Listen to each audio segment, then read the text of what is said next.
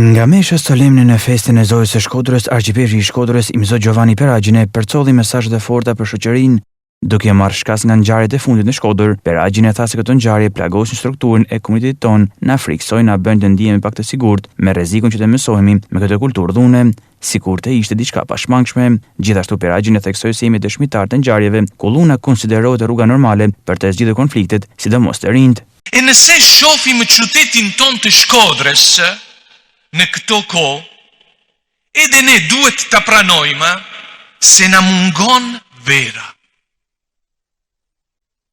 Edhe ne, vëllezër e motra, qëndrojmë pa verë. Na mungon verë. Na mungon vera e qetësisë. Na mungon verën e besimit. Na mungon paqen shoqërore. Kemi jetuar dhe fatkeqësisht po jetojmë ende ngjarje dhune që na kanë prekur thellësisht në kohën e fundit në këtë qytet. Në vend të verës së jetës, shumë shpesh gjejmë gjakun e dhunës. Ngjarje që kanë ndodhur në qendrën e të qytetit, në zemrës së jetës son të përditshme, dhe që kanë përfshirë edhe njerëz të pafajshëm. Këto ngjarje plagosin vërtet strukturën e komunitetin tonë, na friksojnë, na bëjnë të ndihemi më pak të sigurt, me rrezikun që të mësohemi me këtë kulturë dhune, sikurse të ishte diçka të pashmangshme. Ajo që është shqetësuese është se gjetime më shpesh jemi dëshmitar të ngjarjeve ku dhuna konsiderohet rruga normale për të zgjedhur konfliktet, sidomos të rinjt. Shumë djemë rriten me idenë se për të qenë i respektuar duhet të jesh më i fortë se të tjerët, të sundosh, të shtypesh.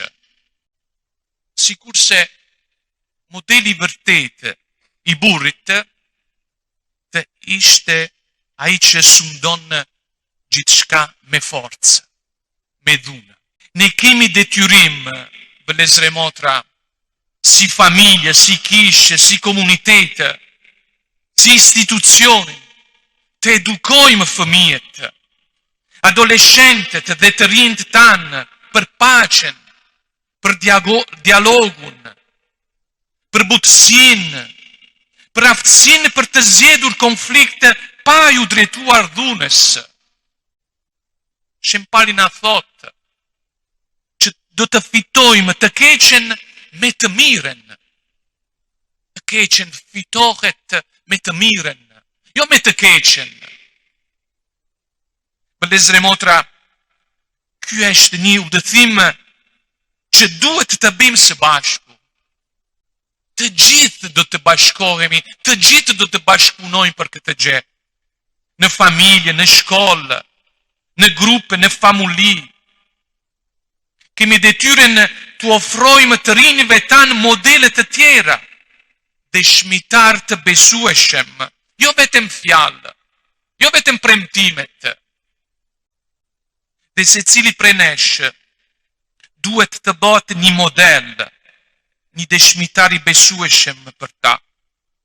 Sepse të rinj nuk ka nevojë për idujt të fortë, por për të rritur të vërtetë, të aftë t'i duan, t'i udhëheqin, t'ju tregojnë se forca e vërtetë është forca e dashurisë.